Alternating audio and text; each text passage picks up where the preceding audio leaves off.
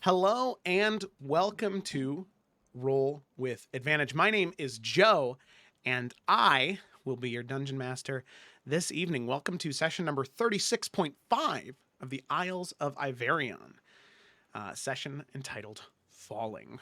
So we've got quite the doozy in store for tonight's episode because, same as we did on Sunday morning for the Explorers of Afera, we are doing the same thing here where we are adding to the uh, the Isles of Iverion canonical party members with Lila Tatiana, Woo! which you may recognize that voice. Lila Yeah. Tatiana is the one, the only Felicity who also plays Bianca Dusong in the Salamander Coast Salamander campaign. Coast. Sorry, We got there. it's been so long since I've played Salamander Coast. It just kind of slipped my mind, Yeah, you know. I understand. Yeah, so she is in that campaign, plays Bianca, and obviously Very different character. yes, very different, but very excited for this.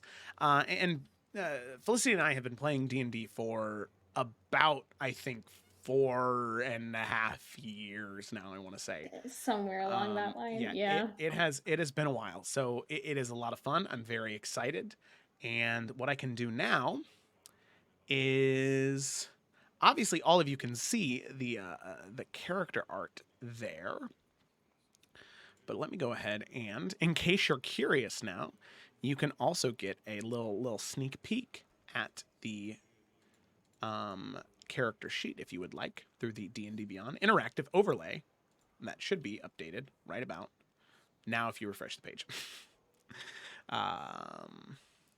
So with that, I think that the best thing for us to do is not to dally, not to delay. We'll roll the Isles intro, which on Saturday we'll have Lila. We'll have Lila. No Lila this time. Gotta earn my spot. Yeah, exactly. Yeah, we got to see how this goes, before What if I die? before you get there. So That is true and possible. On that note, let's go ahead my and roll the gosh. intro and get started.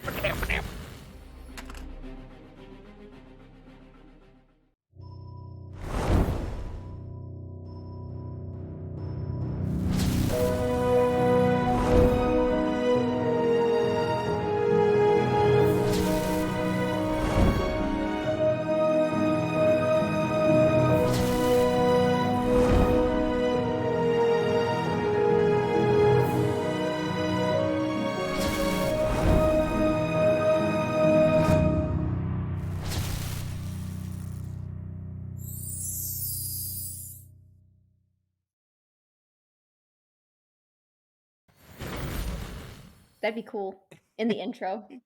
That would be pretty cool. So we are back, and we'll have Lila have pink flames in the intro. Should she earn Yay! her spot? Right. Gotta earn that. Yeah, exactly. Okay, but let's go ahead and let's dive in. Now, our session 0.5 begins in a much different place than the Explorers of Afera session 0.5. Our session 0.5 today begins on the continent of Eridane, within the national borders of the nation of Iverion, ruled by King Kjaldarson IV. Under his kingdom, within his borders, we look to the Riverlands, home to House Hornwood. And on top of that, home to the College of Hearthcrest. This college, to quote the Illica World Anvil, plug, this college is one of the largest and most well-respected in the entirety of the multiverse, with 20 different areas of study. Anyone searching for a collegiate level of education can come to the college to find something that relates to their field of study. Most people spend 6 to 8 years at the college and leave as historians, mages, or technicians. The college also has a boarding school option. A person could gain their entire education from the college and be fully immersed in its knowledgeable environment. The student can leave once they believe they've received enough education, or when their parents or guardians withdraw them from the school. Now, the college believes that people who wish to receive their entire education from the college are the most upstanding, well-rounded, and integral members of society. The college, of course, wishes to sweep under the rug all of the controversies and problems they've had in the past, many of which have sadly been erased from its own records.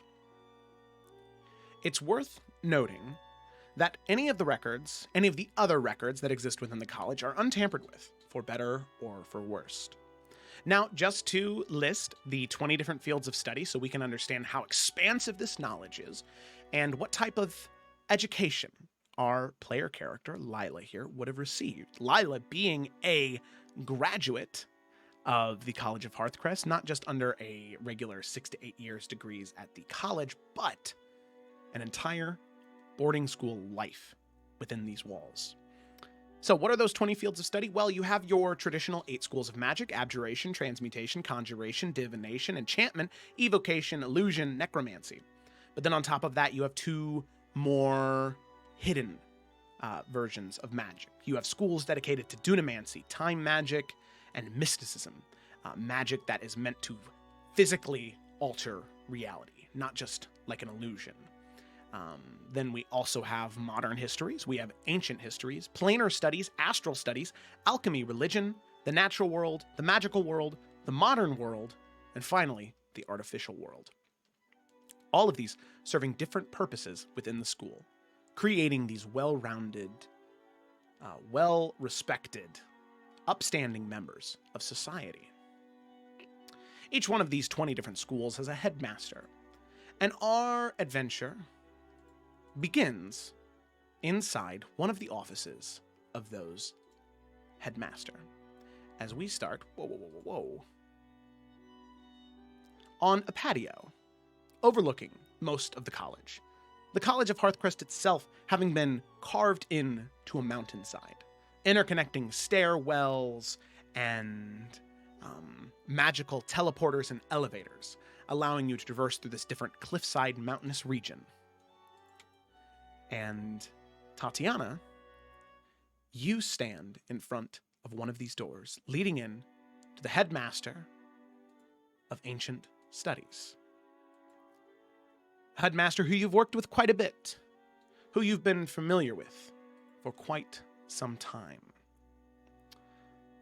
Lila, Tatiana, you stand in front of the office of headmaster of ancient studies,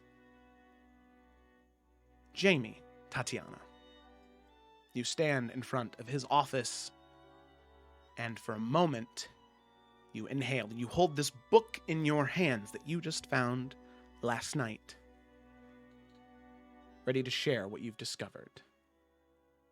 And in that moment, you remember what you had heard, the things you had seen, and how you got this book. And that is where we're going to go ahead and pick up. So, Tatiana, we're going to go ahead and, in this moment, you remember what you had seen in those moments. So, night has come. You stand waiting outside of the library,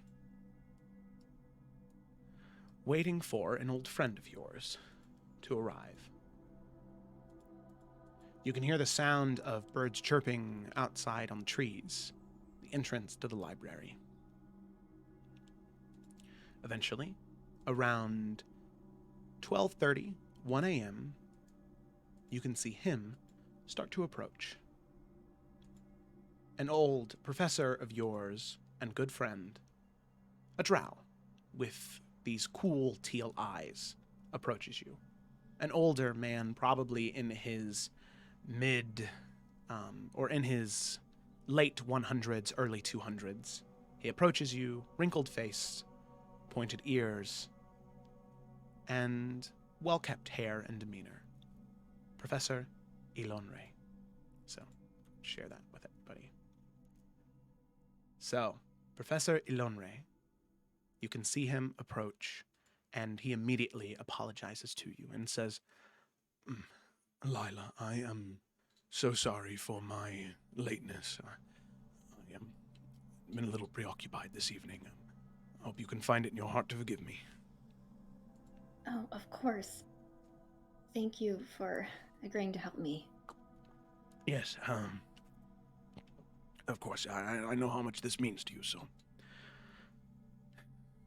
Just, well, for both of our sakes, I hope we don't get caught. Yeah. Yeah. Still freaking out about that a little bit inside. But I think it's really going to be worth it. I really, really do. Well, very well. Here. And you can see on his hand, right near his middle finger, he pulls off a ring.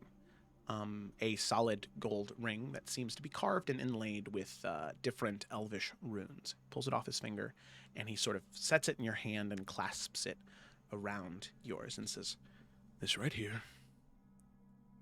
What you need to do is you need to follow me. But you need to do so without being detected, and this ring will make that very, very, very easy for you. All right?" Okay. Okay. With that, you open your hand, you put the ring on, and you feel the surge of magic to you as this ring of greater invisibility. Where, using your action, you can cast greater invisibility that requires no concentration and will maintain for as long as you keep the ring on. Nice. Okay.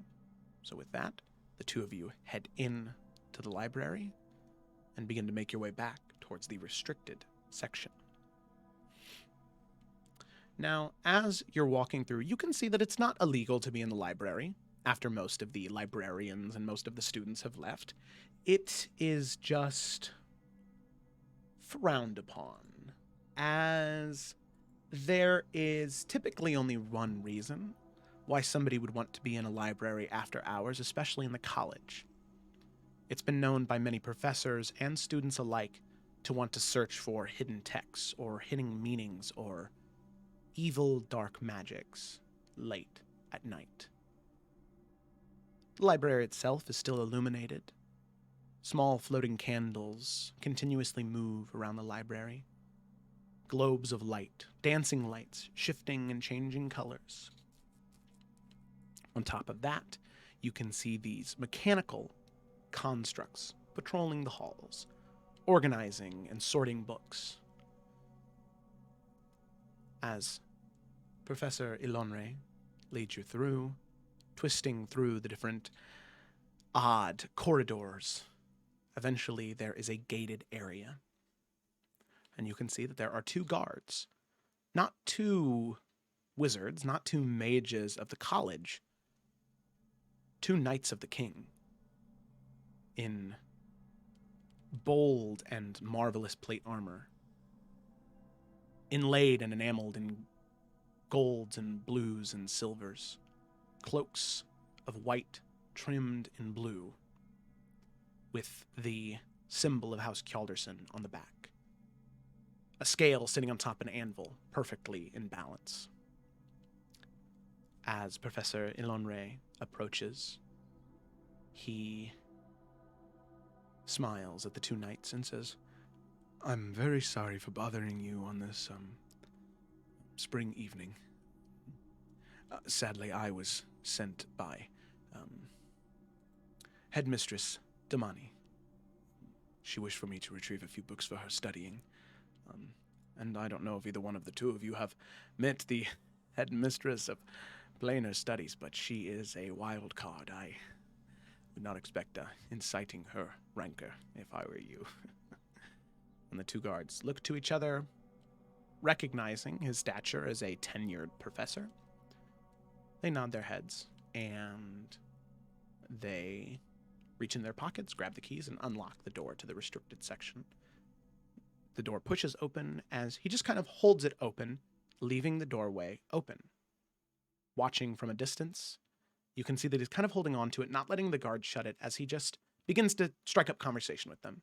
He says, where were the two of you stationed before this? I just like to know the people protecting the books that we spent so much time looking for." So you can see the door is open. He's left a pathway open for you. All you gotta I'd do is- go on in quietly. Okay. Now, question. Mm-hmm. Would Lila have, is she the type to wear perfume? Yes. All right. So, as you walk by, Fuck. we're going to have one of these guards make a perception check. Just because a strong scent, when surrounded by parchment and ink, would stand out a Oh, little bit. yeah. That makes sense. Okay, that is an 8 plus 2. That's a 10. So you can see the guards kind of sniff. Sir, do you, is that... yes, that is, lilac and gooseberries. That's my favorite. Anyway, I'll let you two get to the rest of your work. Maybe I'll pick a less noticeable fragrance next time I come through these halls. Yes. Well, I'll be right out. And the two guards kind of look to each other and, of course, Professor. And they shut the door behind him and lock it as he walks through a few more corridors, a few more hallways within the restricted section, and eventually he turns to you, just generally where he thinks you are, and he's off. Like, you're to his left and he's looking to his right, and he's just like looking down where your eyes would be, and he says, "Today of all days? Really? Oh, God, you're over there." Over here, number one. And I didn't think about it, okay? It's just force of habit. All right. Not a problem, just... Listen, I don't exactly like that I'm doing this, but I just don't feel comfortable, but it's for a good cause. So, you had said you were looking for, books on constellations, correct? Yes, there are some that are south of here that we could view, and I need to know the location. I think it would really open up so much information that have been sitting on. And my dad's not anywhere near discovering this, so I think it'd just blow his mind. All right.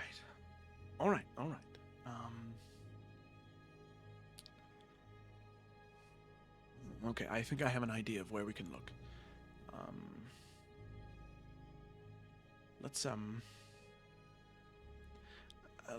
Let's look at this section. And he leads you about 15 minutes back, further and further and further away from the guards. And you can see that as he's looking through these different sections, greater invisibility lasts an hour, and you're probably at about 45 minutes at about this point. You can feel the magic beginning to wane. Not that it's having any effect on the magic itself, but it is obviously causing... you can feel it, being someone who's in tune with magic. Yeah, it's like running out. Yeah, exactly. And he says, "Oh, okay, all right. Here, this." And he reaches up for a book, and he pulls it out and kind of reads it. And he says, "All right, here we go. Let's see. This is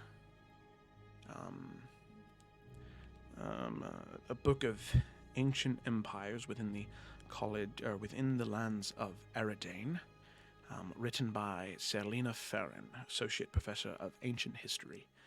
I think we might be able to find something in here." And he kind of sets the book down next to you as you kind of begin to open it.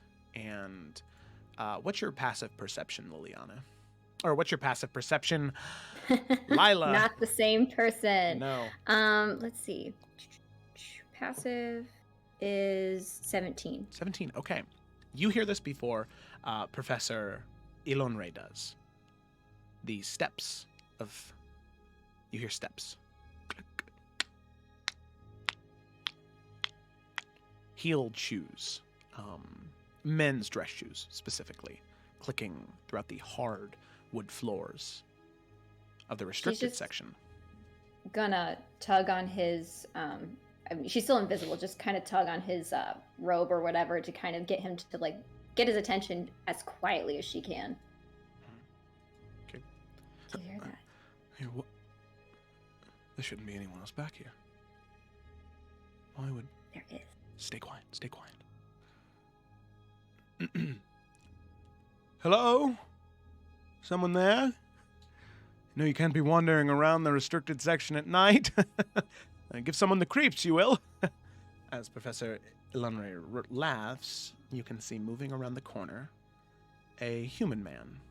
Deep brown hair with white wings near the temples.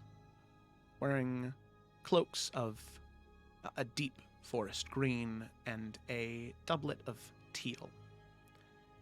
As Professor Finch makes his way around the corner and begins to speak to Professor Ilonre.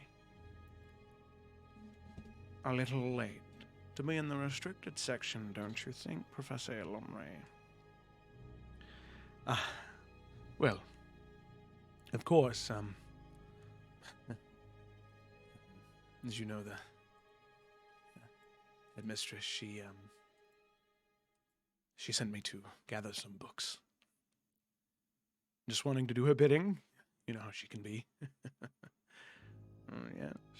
He makes his way over towards the table. As he's making his way towards the table, you're currently invisible, standing right in front of this book that is sitting on the table you're in front of.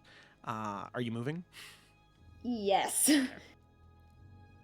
Trying to, just kind of slide out quietly, maybe into one of the, tall, between some of the bookshelves or something, just tucking yourself in somewhere else. Okay, yeah. Moving out, but still trying to peek through so you can see what's happening. And you can see Professor Finch flip the book closed and read aloud. A book of ancient civilizations within the realms of Aridane. Saralina Farron. That's very interesting. Tell me, Ilonre, do you know of Saralina Farron? Do you know what happened to her? No, but you know me. Mr. Finch, always looking to learn. Please.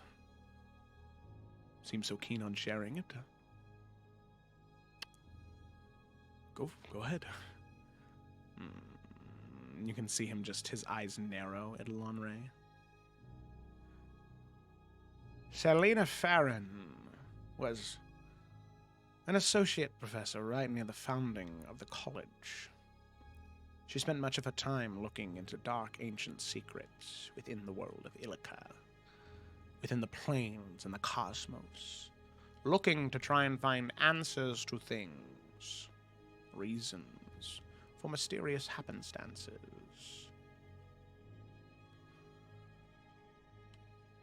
She apparently found these answers she was looking for. She began to read things and write things that if others read or spoke aloud, they would simply die. Now, Professor Ilonre, or Rilton, if I may.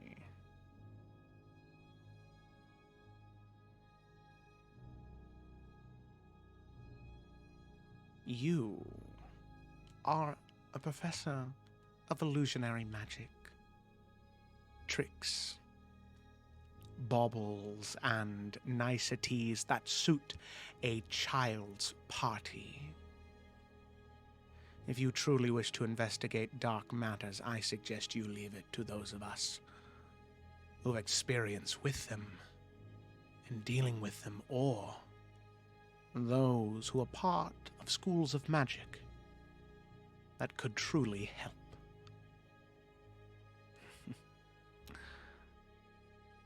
Now,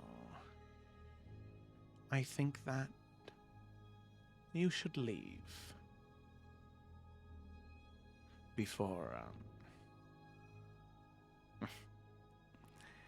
any evil monsters poke their head out of any more books. After all, what would you do to stop them?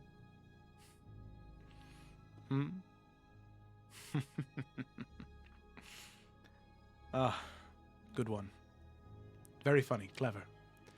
Yes, well, I suppose I should probably get going. Probably should leave and just abandon whatever I was trying to find because I don't think it would be worth it. You're right, this is very dangerous. Good night, Professor Finch. Enjoy the rest of your evening. And you can see Professor Ilonre goes to grab the book, but Professor Finch kind of sets his hand down on top of it and grabs the spine of the book and puts it back where it was in the shelf and says, "No, no, no. That belongs there. And you belong out there. Shoo." Professor Ilonre says, yes. Very well. Smiles and turns, not knowing what direction you left in, Lila, and just heads out. Now it's up to you if you want to try and retrieve that book, or if you're going to abandon your quest and never go on your adventure. Well, I'm going to try and get the book. That's what I'm going to do. Let me just look at some things I have. Hold on real quick. Okay. For the duration. No, that is not what I thought that was. Okay, she's going to... It would be very funny if you just chose to end the adventure. Yeah. Peace out. This is too scary. Bye. Done with that. Okay, so she's going to wait for and see what Professor Finch does next. Is he lingering? Yes, he does for a moment. Book? After Professor Ilonre leaves, he looks down the hallway, goes back to the shelf, pulls the book out, and you can see him flip through a few pages, and just traces his finger over some pieces of text, and you can see him just put his hand on the page and scoop, and then shut the book, put it back, and walk away. Also, Trouble's a part of the stream now. Hi, Trouble. So how am I still invisible? How much longer do I have invisibility for? You probably have, oh my goodness, a whopping about 5 minutes left after that interaction.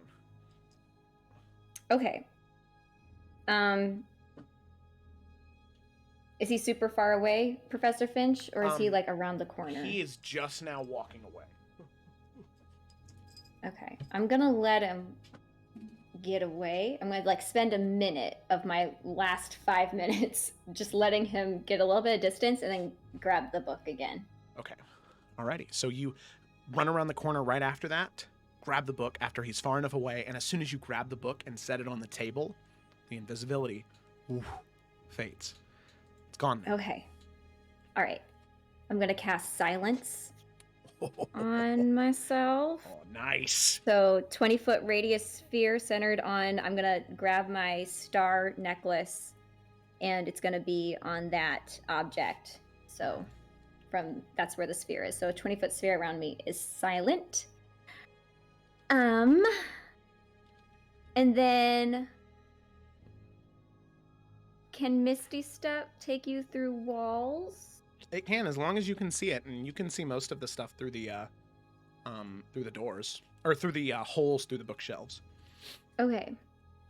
So she'll then just kind of like trying to stay out of view of the guards, because the only way in and out is like through the direction they came in, right? Or is there a different way that she could leave? Would she know?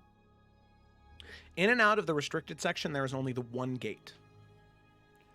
Okay. But there are, if you were to get right up to the sort of wall, which is it's pretty much like a very tightly knit chain link fence, you could probably Misty Step into the bookshelves in the section that's not restricted, just in the normal library.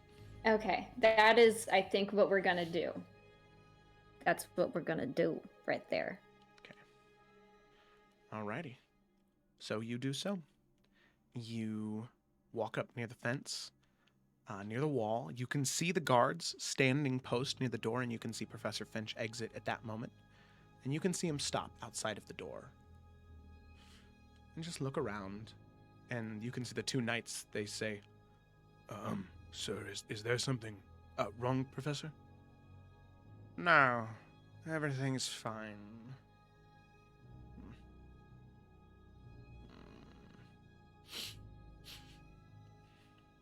What scent is that? Oh, She's going to slap, because she's in silence. She's going to slap her face. Just like her face palm completely.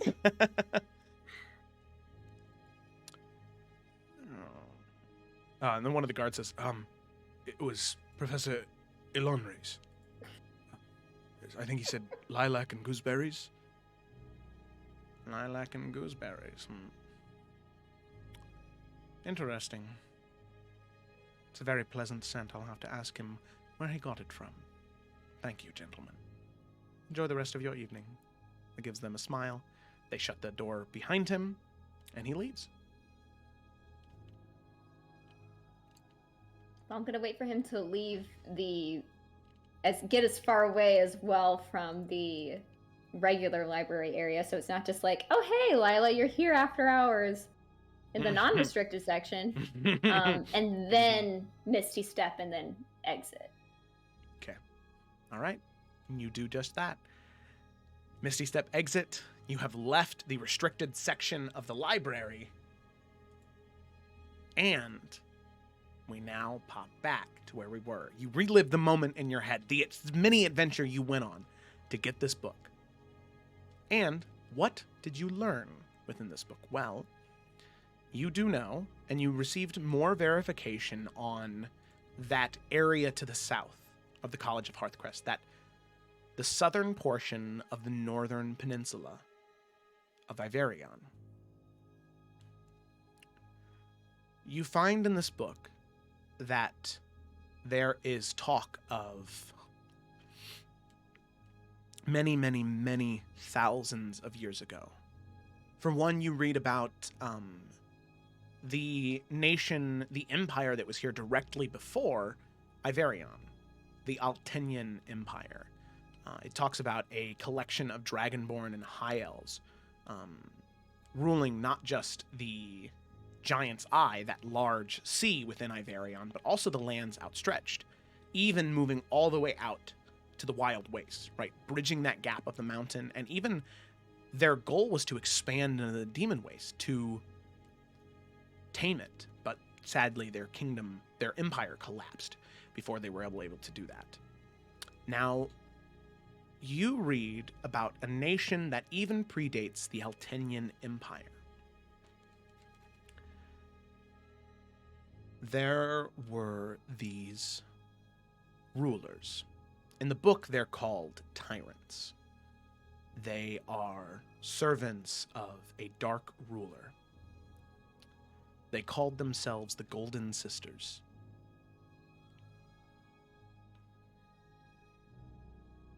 13 women who reached far and wide over Eridane, from the Salamander Coast all the way to what would be current-day Macavia. 13 women ruled with an iron fist. 13 women sought to control and destroy everything for these dark lords. And the thing that is most interesting to you is that you had already found those 5 constellations that had no mapping, had no nothing. They had no recorded history of any type of hero. But the thing that is most interesting to you is that these women are recounted as dark and evil tyrants. But one of the constellations, one of the 5, matches the description of what it says the Golden Sisters were.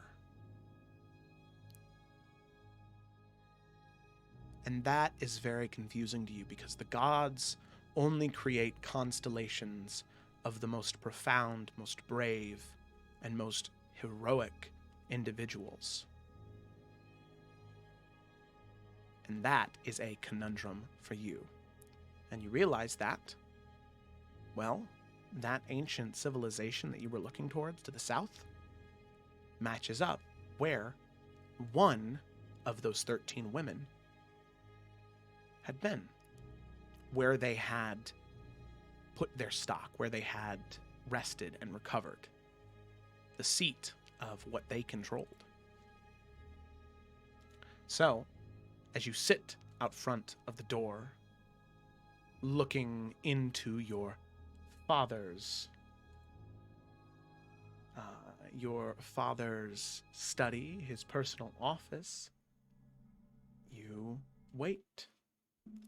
Reflecting on that information, you know that you will be called in when he's ready for you. So, Lila, is there anything in this moment that you're doing before you're called into this meeting? I did have a quick question, Joe. Yeah, of course.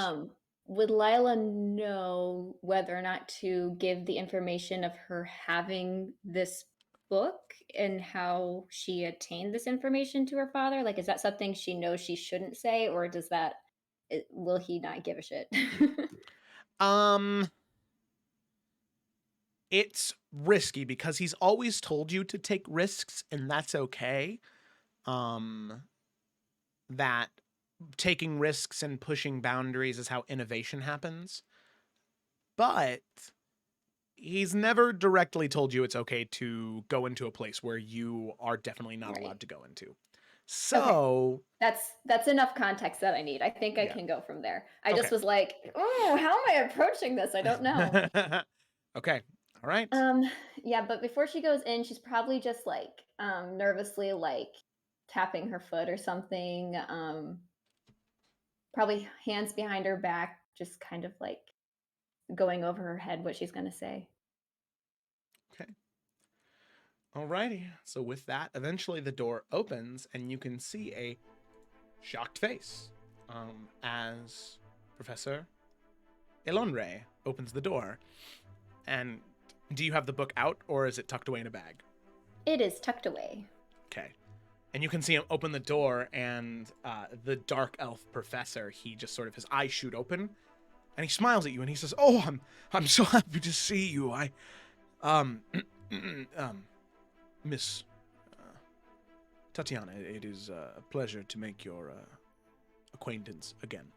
Hi, so nice to see you again." She's gonna give him a hug. You don't have to be so formal, you know that.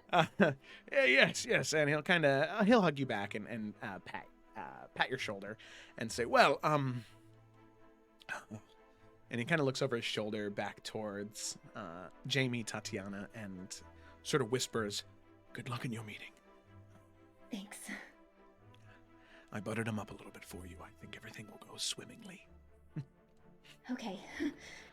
And, well, I think that there may be a certain professor who is going to be joining you on this journey. She's going to point at him. And he shakes his head. Yes. Oh my god, okay. All right. Okay, good luck. Thanks. With that. Does her little jazz hand fingers. Okay. And with that, he smiles and walks out of the door, and you can see this lavish room. Desks and papers stacked high, maybe 4 or 5 different mage hands sort of flying around with different books, reorganizing, mixing alchemical ingredients. You can see different constructs moving around, looking at different books, scribing them, one after the other, after the other, after the other. Just this cacophony of magical madness inside this room. And in the center of it all, you can see, speaking into a sending stone, your father. High elven man, headmaster of the Department of Ancient Studies, Ancient Histories, headmaster Jamie Tatiana. Here we have Jamie. And as you enter, he sort of waves hello at you and says, kind of pulls the sending stone away from his mouth and says, "Just one moment, darling. I'll be right with you, I promise. No problem. Yes, so And as... she'll kind of Yeah. almost like a bounce in her step as she comes forward. Yeah, so he speaks into the sending stone back and forth about some goods and services that need to be delivered and delayed. That he's sending archaeologists out to Odero for some reason, and he's sending some to Afera as well. Apparently, there's been something found there that the college has been requested to investigate. Something regarding the last name Baines. You're not exactly sure. But it's something in Afera, and there are just other things that are being sent out, and he sort of sets the one sending stone down and crosses his legs and knits his fingers together and says, "All right, I'm so sorry for the delay. I am all yours now, sweetheart." So Oh, not a problem. What did you want to talk about? I'm just thrilled. Okay, so first of all, I think you're going to be very proud of me. But so I've been doing a lot of research on constellations and astral bodies, and you know how there's just a lot out there that we don't know who they are or why they were created. And I think there are 5 south of here that are uncharted, and I think I might know what pieces they go together with now. Yes. It's crazy. One second, sweetheart. Sorry. That reminds me. And he kind of stands up and looks around the room. Yeah. And the book flies over, and he kind of opens it, writes a few things, and he picks up a sending stone and says, "To Arthur, remember, don't forget that in a few days we need to have a meeting regarding the transcriptions and translations of those texts found within Loshar. Please and thank you." And he sets that down and writes a few more things down. And he says, "Okay, sorry. What was that again? It's to the south of here. There were constellations, you said?" Yeah, 5 of them, and I think I figured out what one of them could be, just with a lot of digging. I really want to. I feel like I need to go and just confirm it. I think well, yes, that there you can might go. be answers there. Oh, well, wonderful. Yes, I can set up a charter to pick you up from West Hollow, well, as soon as you arrive, if you'd like. I'm sure your mother and I could have something figured out. If this is what you want to do, if you're interested in it, whatever you want, darling. Yeah, I think I'm on the verge of a really big discovery. I kind of want to write. I don't know. Like, Sorry. Pause for just 1 second, darling. Sorry.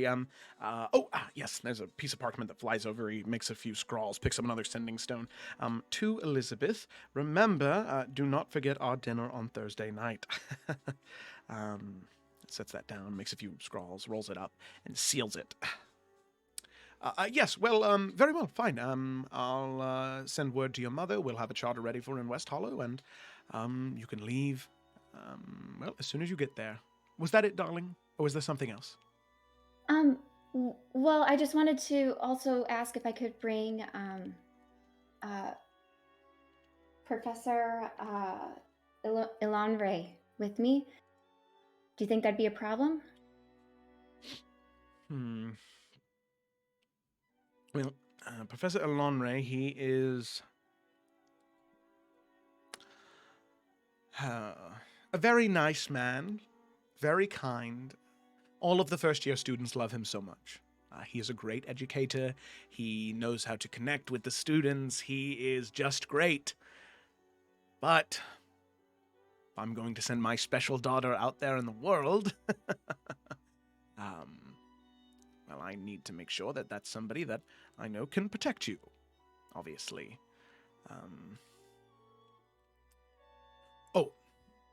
You know what? I know just the person. And you see him pull out a small notebook, and he writes a few things down. And that's a period, and you can see the words flash in a deep blue as he shuts the book. Let's see. I remember how much you loved your evocation studies, your 6th year here. Or was that your sister Belle?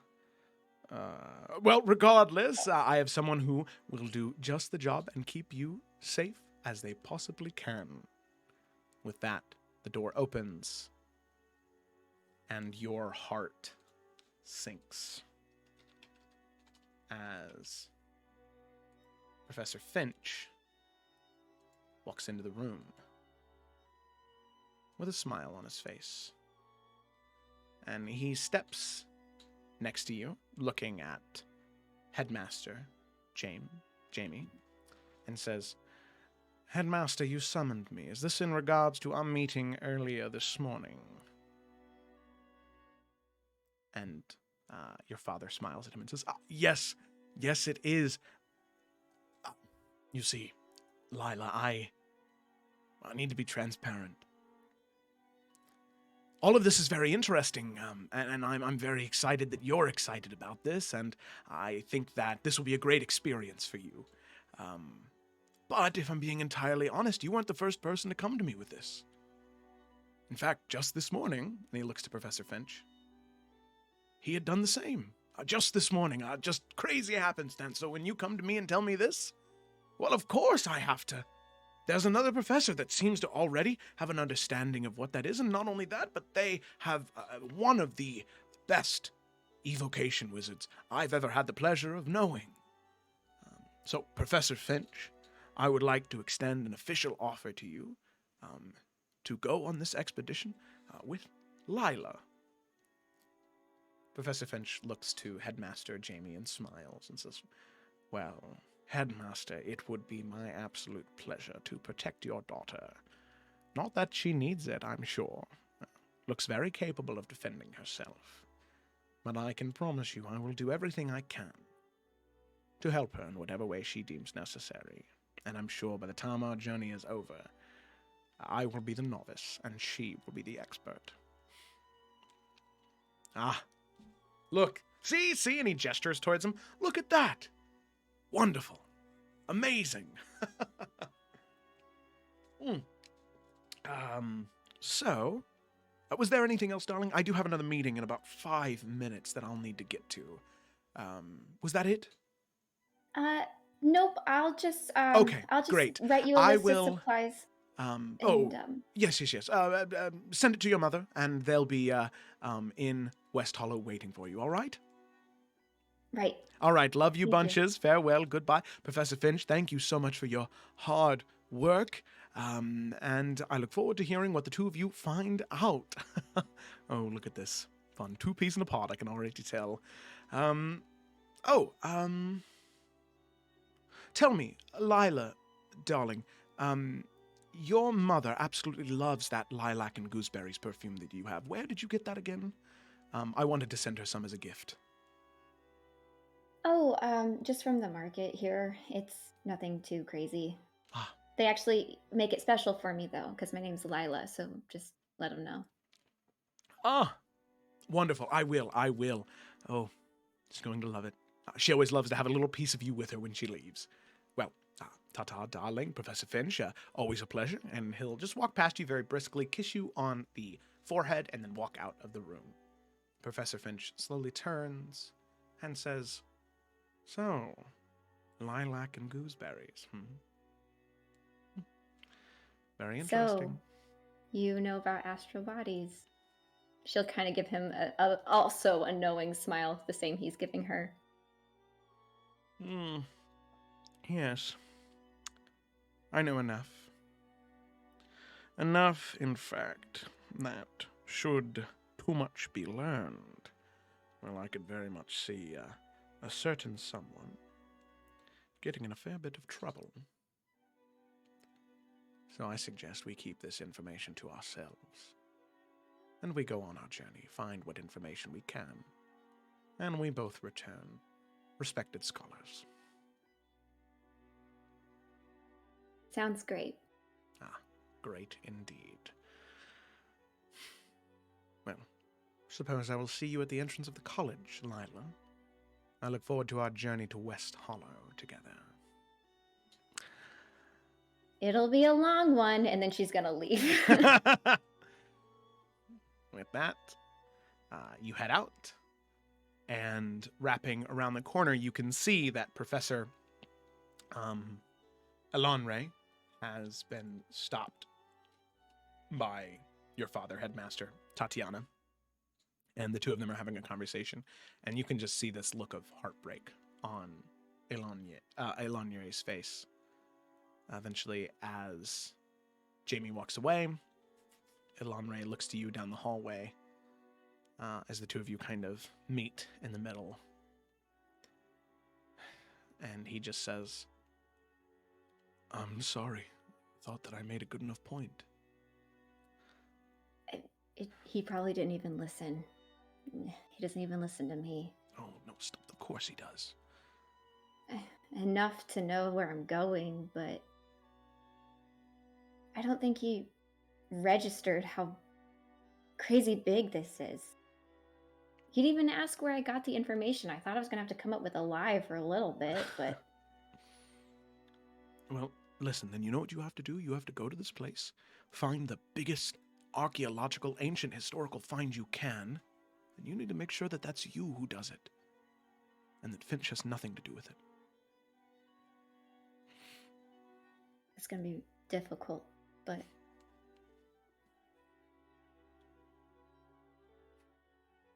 Well, You're right. I mean, I'm more passionate about it than he is anyway, so it'll be fine. Exactly. Do you remember what I always used to tell you your first year here? Passion is what drives us. The moment we lose that, we lose our drive.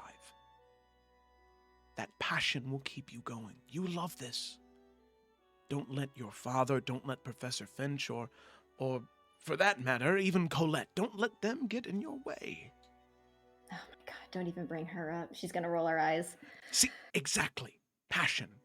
Even if it's negative, it's something that pushes you forward. Right. You're going to do great. And you know what? I can guarantee you whatever you bring home, it'll be something that will finally make your father react. And if he doesn't, well, that's his loss. You're right. Whew, I haven't even started my journey, so I gotta be excited.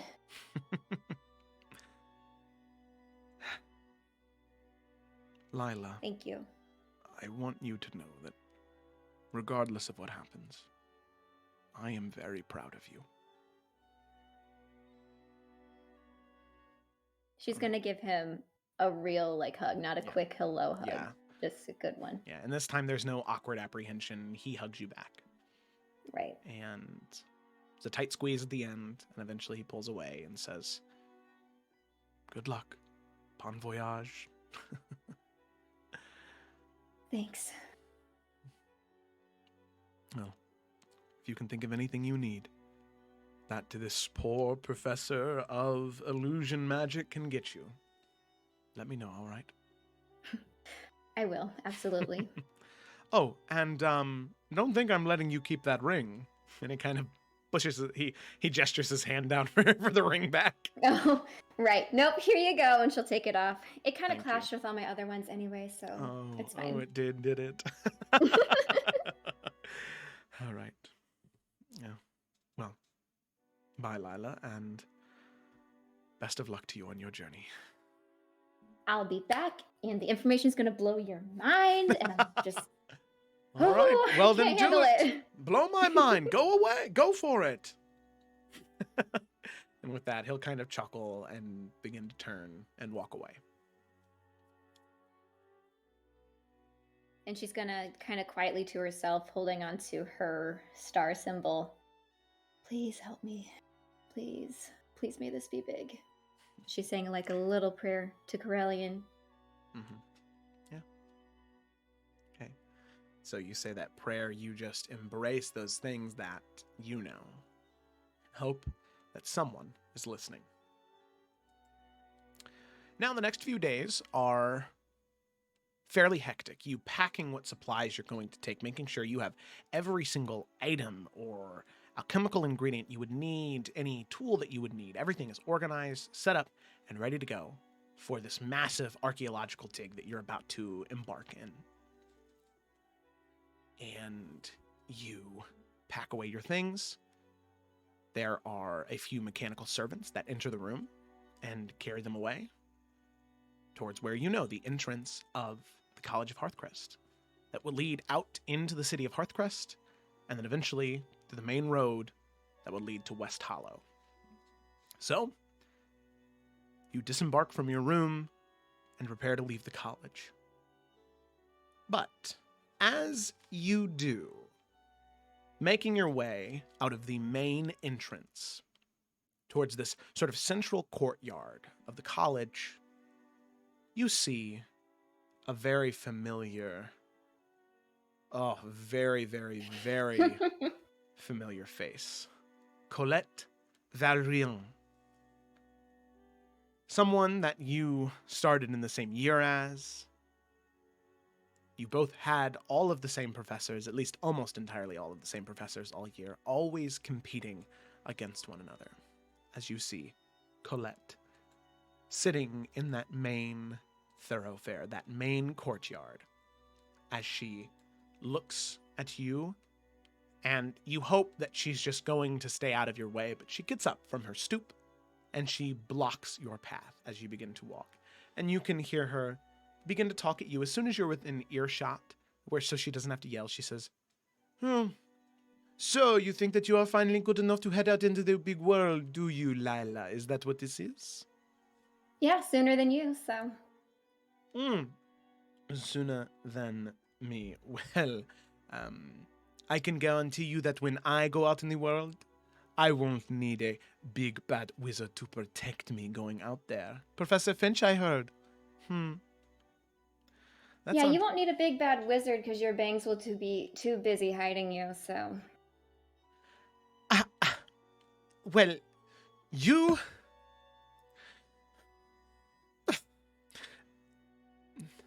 Yeah, and that she just kind of scoffs at you and just turns around and heads back down a path. And half-heartedly, when she's like halfway away, she just kind of like shouts like, I hope that your nails break when you're digging in the archaeological site, you hag. And she kind of turns and leaves. Good one! She'll yell after her. Okay. And as you shout that, you hear a voice from behind you say, is that any way to treat a fellow student, Lila? As Professor Finch is now behind you. I mean, did you see how she approached me, so I don't know what you want me to do. Not defend myself? I thought you were all about defense. I am, but there's also such thing as defending yourself against dangerous monsters and beings, and against a girl who can barely think for herself in stressful situations. You haven't seen her in the morning. That is a dangerous monster. It seems as though, with all of the education you received, you must have lost out on how to be the bigger person. But don't worry. All of the education you missed out on by avoiding those classes you should have took with me all those years, well, we're going to right those wrongs on this journey, Lila. Lovely. Yes. However, it seems as though our journey to West Hollow will be done separately. There are a few things that require my attention here, but luckily I have some friends that are allowing me personal use of their teleportation circle in West Hollow. So, you will be leaving without me, but your father didn't want you traveling alone, so she has received temporary excusal from her classes. And you can see, stomping down the steps, heading towards you, is your sister, Belle. As Belle runs up to you, a few small personal bags, she says, oh, Lila! And she kind of jumps up and, like, wings her arms around your neck and just kind of hugs you very tightly. Oh, I was so happy when they told me that I was going to go with you. Oh my gosh, this is the best news ever! I can't believe it. Yes. Yeah. Well, and she kind of looks up towards Finch. I'm really sorry that you can't go with Professor Finch. I hope that I'll be suitable replacement for your journey to West Hollow. Lila will just wink at her. Professor Finch will just look past his nose down at the both of you like a falcon. Just, yes, well. Enjoy your journey, ladies, and I will see you, looking to you, Lila, when you arrive in West Hollow. Looking forward to it. Yes, I'm sure you are. With that, he'll turn and he'll leave. All right. Professor Finch heads out. And with that, you and Belle load on to your carriage, the finest one that could be arranged for you. Loading your bags, you head to West Hollow. Now, this journey takes about a week in order to get from the College of Hearthcrest to West Hollow. Oh, excuse me. And as you're there, you do stop in the in the city, the massive city of Hearthcrest, as it is, placed right in the middle of the Riverlands. Practically an island city with how broken up the rivers make this small patch of land. You stop in a few more cities along your way, but the largest of those cities that you stop in is a town by the name of Wheat Hill. Now, the interesting thing about Wheat Hill to Lila and Belle, as you've only ever been here a few times, has been that there is a temple. Well, there was a temple near the center of the city that served as an area of worship for Paylor that some time ago was burned down. And you can see that there are materials outside to rebuild it as you're passing through the city, but it never has been. And you're not exactly sure why, but the temple's just been destroyed for as long as the two of you can remember. And as you're passing it, Belle just kind of stares at it and says, I mean, why do you think they don't just remake it? I don't know. Seems like it'd be the simple solution than letting it just sit there. I mean, yeah, like, what are people going to think when they go through your city and they see that, like, your temple, of all people, Paylor is, like, destroyed and broken and burned? It is interesting that it got burned down, like Paylor, the light god, you know? Yeah. Yeah, I mean, it's just, I don't know, it's weird to me.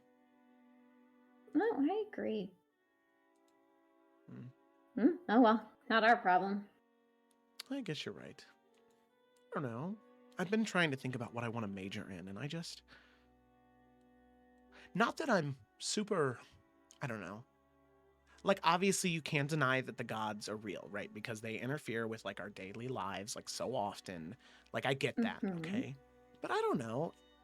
Growing up in the college, it's just always been more about magic. And it's always been more about the things that we can do. And I don't know, I was maybe thinking of specializing in religion and histories related to it. I think that's fascinating. I mean, I'm also interested in religion, just not probably to the extent you are, so I say go for it. Yeah, I don't know. I feel like Dad'll be disappointed if I don't do ancient histories. I don't know. I don't think he'll be disappointed. I just think it's difficult to please him, period, so you might as well just do what you want, right? Yeah. I know what you mean, though. Hell, I, told him about my discoveries, potentially, and he just was too busy to even get excited. I don't know. What? Haven't seen him excited. Yeah! No, he didn't. I thought he was at least going to, give me 5 minutes, but no. Wait. So you tell me that you and Professor Elanre have been plotting this for like a month now. After you found that out, you go into the library, you get the book, you go out, you give him all of this information about this thing that potentially fills in a blank that's been empty for what, since the college has started or even longer? I just don't think it's ever been discovered. Like, I think this is brand new. I don't know if anyone knows enough about these constellations. And he just, huh? Didn't Yeah, react at all? he said that's nice. Glad you're interested. You can go. Like that's about it. Like that's a good summary, I think. And I don't know. I mean, I feel like I should have expected it, but I didn't. I He don't didn't even know. ask how I got the information. I was trying to He come up didn't with a ask how you lie. got the information? No, I didn't have to lie at all. I just had to say it. Isn't that crazy? That, oh, God, he's so weird. No, especially like I don't know if it's because it's his field of study. Maybe he's bored of hearing about ancient histories. So maybe you should do something else because whatever I'm doing is not enough. No. Shut up. That's not true. Feels like it. Yeah. No, he's just kind of a dick, that's all. I know. I mean, at least you have Professor Elanre. Oh yeah, that was also disappointing. We were trying to get him to come with me instead of Professor Finch, and nope. Wait. Dad thought this was better. And you see her, So she's now. like she's been shot. She reacts like, Like what? Yeah, I know. So now instead of having a wonderful friend along with me, I get to sit there and listen to, Yes, Lila. Well, maybe you should think about doing something better with your time than fixing your hair. like, what the hell? That's going to be my whole trip. You know, and she's just kind of laughing at you now. She just says, do you remember when I was a first-year student and I got bangs and you made fun of me for it for the entirety of the sorry. year? I don't Yes. feel bad for you with Professor Finch now, actually. So, you know what? This is karma. This is all this is karma. That's fair. And you actually really did look good with the bangs. Why did you make... Is it only because Colette has them? Yes, that's exactly why. It just looking at you made me think of her big old bangs across her big old forehead, and I didn't want to see Colette when I look at my sister, you know?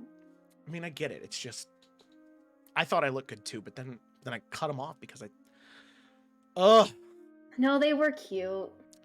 I'm Well, sorry. I just want you to know that you've ruined bangs for me forever now, so thanks. Yeah, oh, no problem. I mean, they're not that great. Everyone gets them as like, a crutch, and most people don't look good with them, but you do, so. Okay, all right. Now I feel a little bad about Professor Finch. I'm sorry. Yeah, I don't think this will compare. I don't know. It's gonna be a weird trip, that's for sure, but Yeah. I'm excited regardless. Yeah. Well, I'm excited for you because I know you're really awesome at this, and I know you're going to find some cool shit. And that's just that. I hope so. It's gonna be big if I find anything.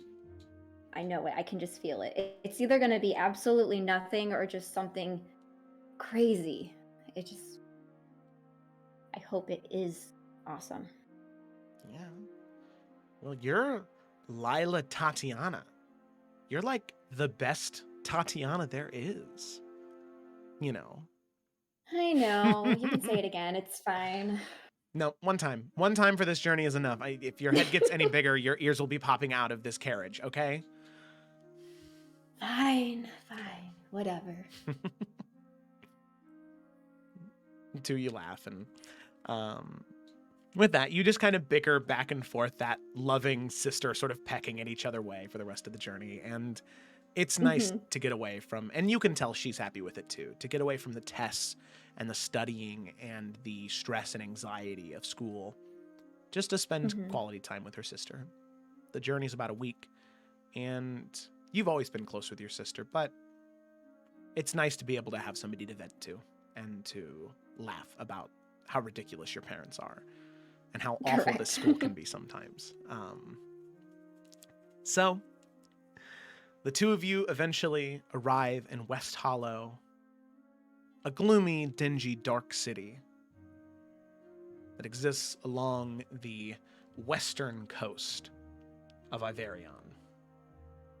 As the two of you get out of the carriage, the boat, or getting out of the carriage near the docks, you can see the crew begin to walk over towards your carriage and just double verify that you are Lila Tatiana and begin to load your luggage onto the ship, getting ready to head to the southern area near where you are right now.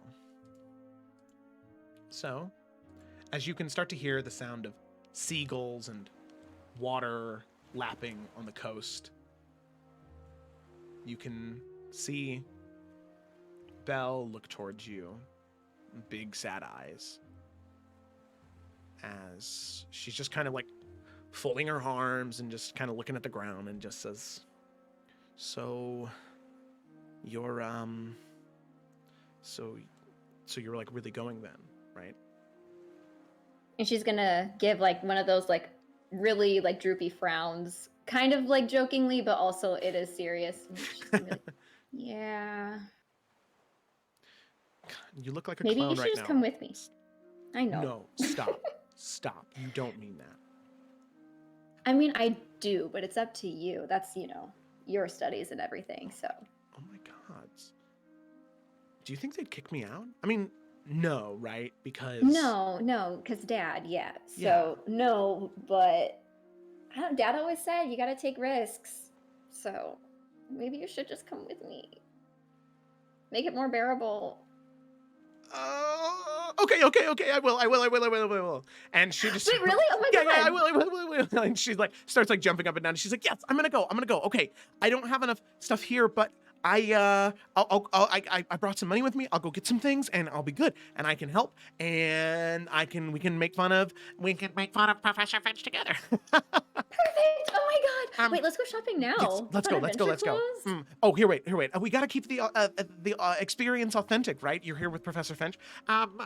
Lila, what perfume is that again? Weren't you? Oh, my dear, you smell so nice. Yes, and I only smell like books and paper, so I wouldn't know any better. And as the two of you are joking back and forth, Oh no, does he arrive? Oh no. you hear footsteps behind you as someone says, "What exactly is so funny?" And Belle screams. She's like,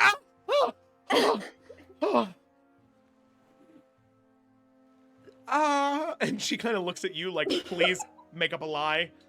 I'm not used to the allergies in this area, and she's gonna, as she's saying that, kind of plug up her nose. Yeah, we being sisters, we're just kind of in tune like this, and it, yeah, right? Yeah. I'm really gonna need to, like, I don't know, is there like a charm or something to fix this? Because I am congested, so.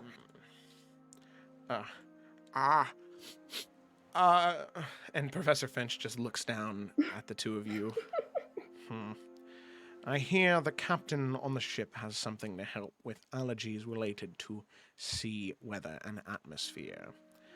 However, the ship is nearing to depart within the next 15 minutes, so I suggest the two of you say your goodbyes, and, Belle, you return to your coach to continue your studies, my dear. And Belle kind of looks up and is like, I mean, Professor Finch, I was thinking that, my dear, you must spit it out. She was gonna come with us? No. Why? She has studies that she has to pursue, classes, tests, training. It'll be like, a pending month for her to catch up on. It'll be fine. Do you know what is in these forests, Lila? That you're going to? Did you look that far ahead? No. Yes. What about you, Belle? Do you know what exists here? Do you know what we're going into? I mean, Lila told me some stuff. Oh, so now you're sharing these secrets, these points of investigation. Did you speak loud enough for the carriage driver to hear?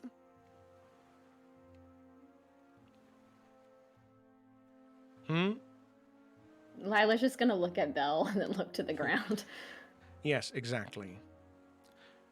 Belle, you're going back to the college, and that is final.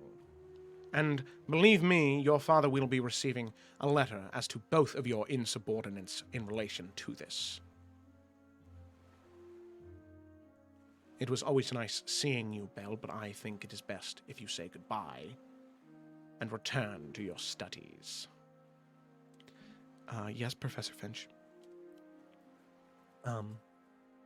Oh, do you know who's subbing for you at the... you know what, I'll find out when I get back. Okay. Well, actually, Professor Finch, I know that the boat's leaving soon, but it's tradition that when Tatiana leaves, that if there's family there, they buy them a thing from the city that they're in. She's gonna make a deception check. Yeah, that was... Lila knows that was a lie. That was a natural 17 plus 5. 23. Make an insight check. That was 15 on Professor Finch's part. Nice. Expediency is key in this moment. The ship will leave without you if you are not on board, Lila, so make it fast. Super duper. And then she'll take Belle's hand and start to hasten. Yeah, so Belle will also grab yours and start to hasten as well. Until the two of you are like Yeah. jogging as you sort of exit into a hallway and kind of into a alleyway and kind of wrap around the corner to a more central market. And Belle kind of holds both of your hands and says, I want you to know that I really would have gone if he wasn't so about everything. I know. And also, I want you to know not to stress about that letter, because if Dad couldn't give a shit about me doing something great, he's definitely not going to care about us doing something a little bad, like barely bad, so. You know what? That's a good point. Yeah, so I wouldn't be worried about it, but I wish you could come still. It's okay. You know what? I think that Professor Finch doesn't exactly like to journey by sea, so I think that he might probably have some type of upset stomach if he, say, maybe ate the wrong thing, maybe, and you see her kind of reach into her pocket and pull out some what look to be like gummies, and she sets them in your hand. If he were maybe to eat something that he probably shouldn't by accident, maybe say if he ate it when he was asleep or something, and he would just have a really miserable journey. That would be pretty terrible, wouldn't it? That would be so awful. Oh, yeah, it So would. I really hope as she pockets them that doesn't happen. Oh, yeah, I hope it doesn't either. My goodness. Well, You're the best. no, you are. She gonna give her a hug and a kiss on the cheek. Yeah, she'll do the same. Mwah, mwah. Okay. And with that, the two of you walk back. You can see the ship preparing to undock.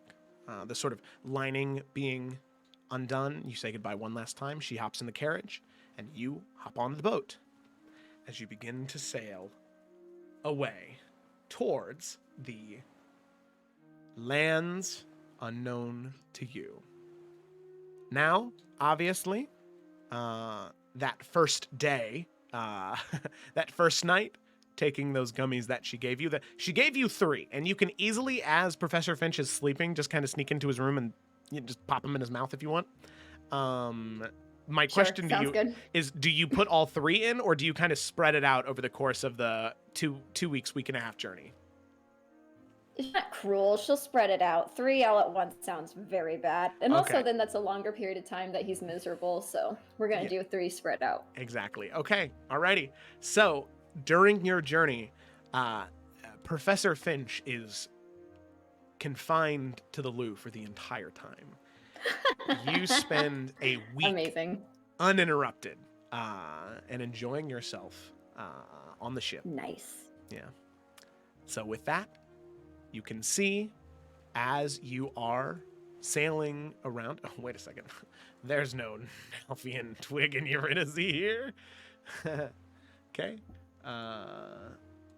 So you can see as you are sailing the wonderful world around you, the coastline above and around you, as you are heading in towards this massive place, this massive mystery for the world. And we're going to go ahead and take a quick 5-minute break right there.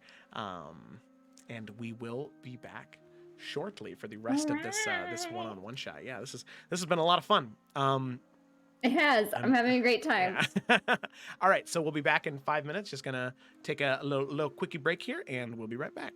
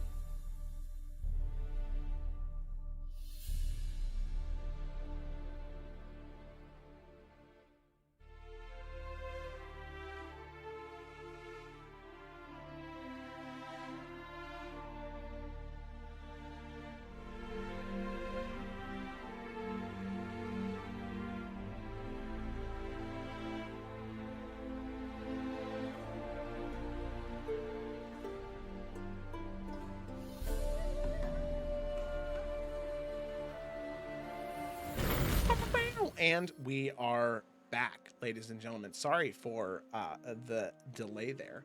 I had to get troublesome water. That's why he was bothering me so much. First it was food, now it's Aw. water. Yeah, what a needy boy. Yep, that's all right. Okay, all right. But now he's taken care of, I'm taken care of, and we are going to Well, we're gonna dive right back in. So, so we are just gonna dive right back in, as I said. So, where we pick up, we are currently on a ship with Lila Tatiana, a woman on a mission, hoping to discover some type of information about a ruinous civilization connected to these constellations. The knowledge, of course, common knowledge to most people, especially scholars, and even more so those who study astral bodies. The constellations and stars that you see in the sky at night within the realms of Illica are not just far away, distant stars. They're not just these massive, very hot astral bodies that exist thousands of millions of light years away. No, these stars that you see are actually the reflections, the echoes of the souls of great heroes or those who exist within Mount Celestia, within the seven heavens of Mount Celestia. And these constellations that you see, clusters of stars that can be traced together to form these great images, those are the souls of heroes, one star not being enough to show their brilliance. Instead, they use many stars spread out over a certain part of the sky, in a certain part of the world, that shine down on those places for those denizens, those people that lived there, to be able to remember these great heroes. Now, Lila here, our intrepid archaeologist, has found 5. And she's found a lead on one of them in particular that exists very close to home. A constellation that exists in the northern regions of, or the southern regions of the northern peninsula of Iverion. And so she travels, right? Getting permission from the head of the college, the head of the ancient studies department, the headmaster, and who also happens to be her father. She ends up heading that way with the aid of a professor, a tenured professor, that professor being Professor Finch. We can just say, a very antagonistic teacher, very Severus Snape. Just his color palette is a lot brighter. And his hairstyle is much better. But he is very aggressive. He is very mean. And there has already been hints on blackmailing and tattletaling and all of these things related to what Tatiana had to do in order to get this book, to find this information about this place and what may be here. So, Tatiana, you sailing on this ship along with Professor Finch, the two of you, along with the crew, head towards the southern coast of the northern peninsula. And that is where we're going to pick up. As you are approaching, you have been now sailing for about 2 weeks. All 14 of those days, aside from the first one, Professor Finch has been confined to his room and to the loo, as he has not been able to come out from the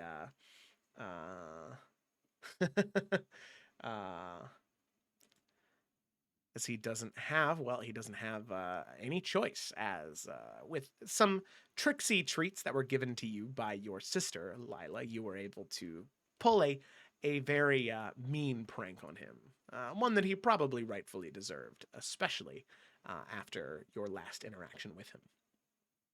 So Yes. eventually you do begin to approach the coastline.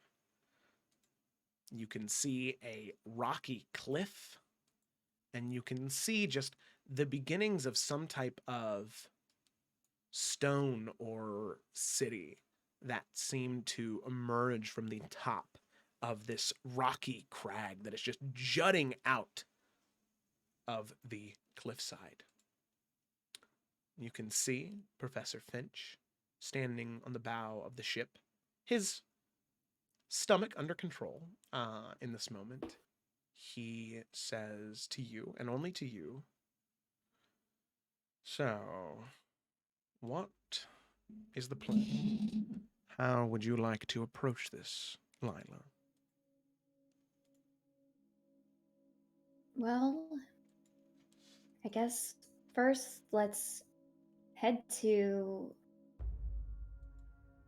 the area that is most underneath the stars and just look for signs, Mm. you know, of maybe civilizations left behind and then follow those tracks. Very well. If Kind that of my rough plan. sounds like a good idea. Right. Let's see. Do you have a map of the constellations on you? Yes, and she'll pull it out. Right. And here I have a map of the surrounding terrain, so we might be able to pinpoint here. Yes, that there. All right. It's a very good idea, Lila.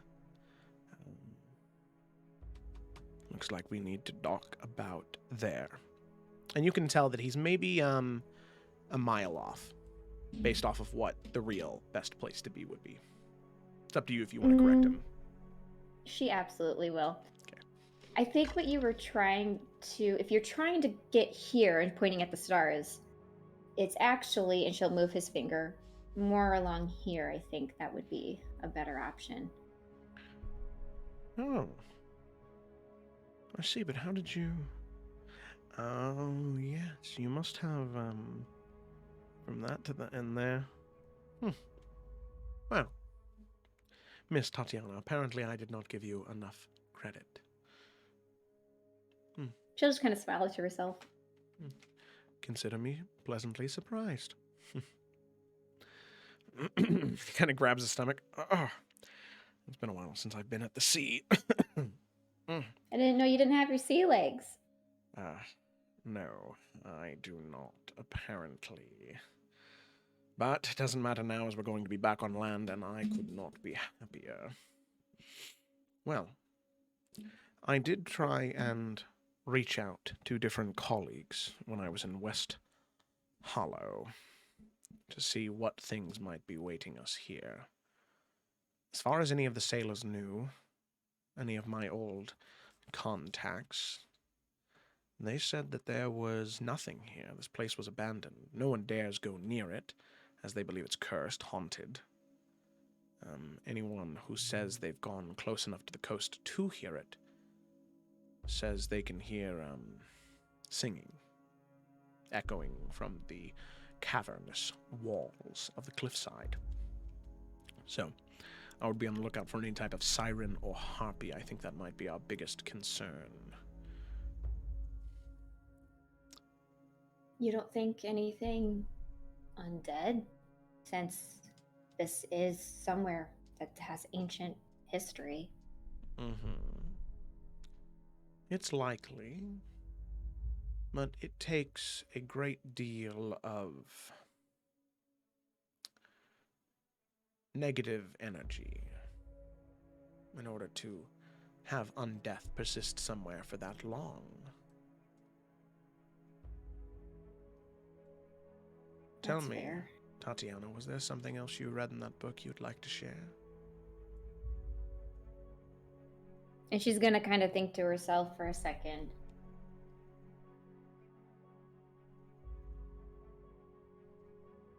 I mean, the interesting part about it is this star might not be of a hero. And she's gonna give like a smile up to him, very like, Oh, yes. Perhaps there was some evil deity that used whatever power they had to create a reminder in the sky. Still stars, of course, still made from souls, but something different. yeah. And do you think that could be enough to maybe affect how long undead can linger, or at least the effect? If it's directly tied. It is not unheard of that constellations can have effects on the lands at which they shine down on. So perhaps it is. Well, very interesting. Well, whatever it is, if there are creatures here, creatures that use this celestial body as inspiration,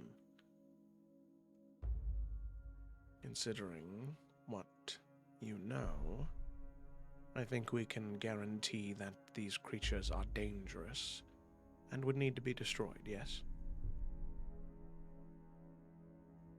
Yeah, probably. Probably. Very well. Well, go down below and gather whatever items you would like, heading off into the initial investigation. I have everything I need. Return back here when you've gathered it, and we'll head off into the island. Or onto the coast, I should say. Okay. She will do so. Okay. So, with that, you can see that you're getting closer and closer to the coast, right? Getting closer and closer to somewhere that you could probably dock. And it seems as though the captain is directing the entire ship that way. As opposed to taking a rowboat out and settling it that way, bringing the entire ship around, as the waters here are deep enough to do so. So, bringing the ship around, you head below deck, and you gather your items. Whatever small archaeological tools you can find that you know you'll need when investigating any type of ancient ruins that may exist here. She would also like to grab a compass, if there is one. Yeah, of course. And she probably already has it, but I wanted to state it, like a star map charter thing to help her know where she's at. Yeah, of course. Yeah. And we'll say that you can even gather an extra map of the area down here, so that way, just in case, you can sort of reorient yourself. Cool. Okay, using the And compass. then she'll grab her bow and her golden arrows and strap those on. All right, yeah. Get everything ready for whatever may come. Let me go ahead and then... I'm going to go ahead and add a compass to your inventory on Yay! D&D, yep. Yes! And let me see here. Oh, you also need some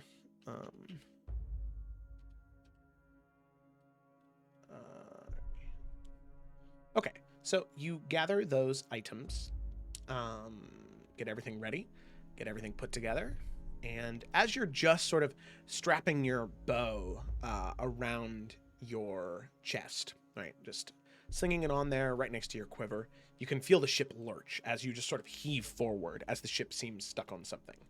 And you can hear Professor Finch shout out, "What was that? What are we stuck on?"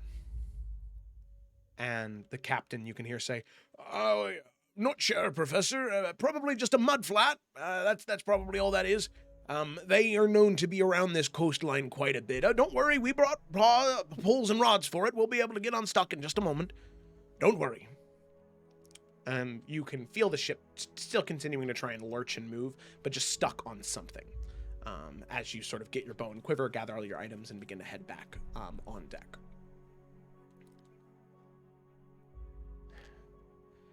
And you can see Professor Finch sort of pacing, looking along the coastline, scanning into the thick trees that exist on it, sort of pacing back and forth, looking at the sandy coast. And as you approach, he says, "I don't like the feeling of this." The boat or the shore? Both. I feel like something's watching me right now. And you can see him just sort of reaching down on his hand and just... You hadn't noticed it before, but this ring around his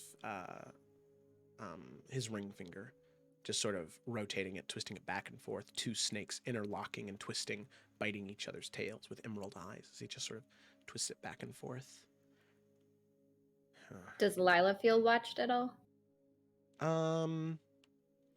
This is going to be odd, but make an insight check.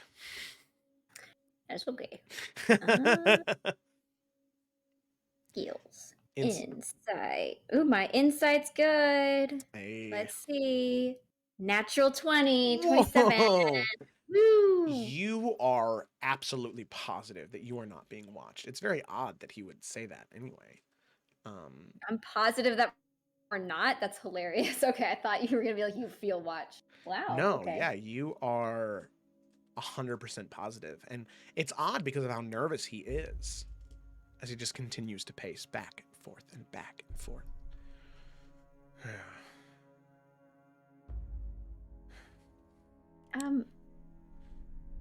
I think it's gonna be okay. You know, a lot of nerves from like the sea and everything, and not knowing what's out there. Not knowing what's out there. That's exactly the problem. There could be anything in these remains. Anything. Could still be living, breathing. Things that could be.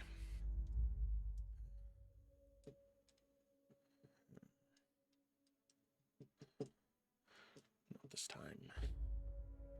No. But we're like super prepared, so if something is out there, we can take care of it. I mean, that's what your whole class has been about. Just putting it in practice. And he just kind of turns slowly and looks at you and says, "Do you really think that my class prepares you for the real world?" She's just gonna blink and say, I kinda hope so. There's a difference between sparring with classmates and having to choose to take someone's life.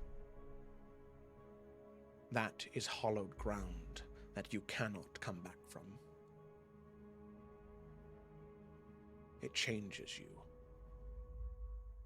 You become different because of it. And it never gets easier. No matter what anyone says.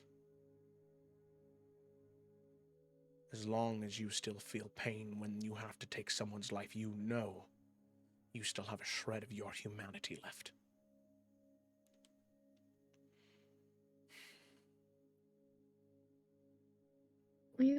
But we won't have to take somebody's life.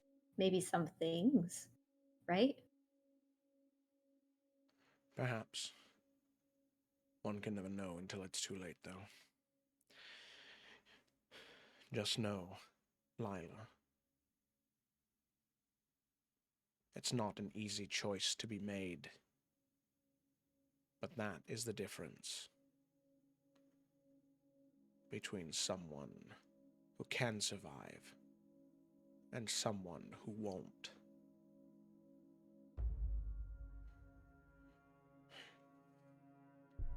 Captain, how much longer till we're off this mud flat? I'm not sure. It's, oh, come on, lads. Heave ho. Let's go. We need to get a little closer to the coast before we can dock off, all right? We've stayed here too long. And he looks to you and he says, I know that our relationship has been contentious, and that is putting it lightly. But should anything happen in this moment, I need you to trust me. Can I insight check that, though? Yes, you may, yeah.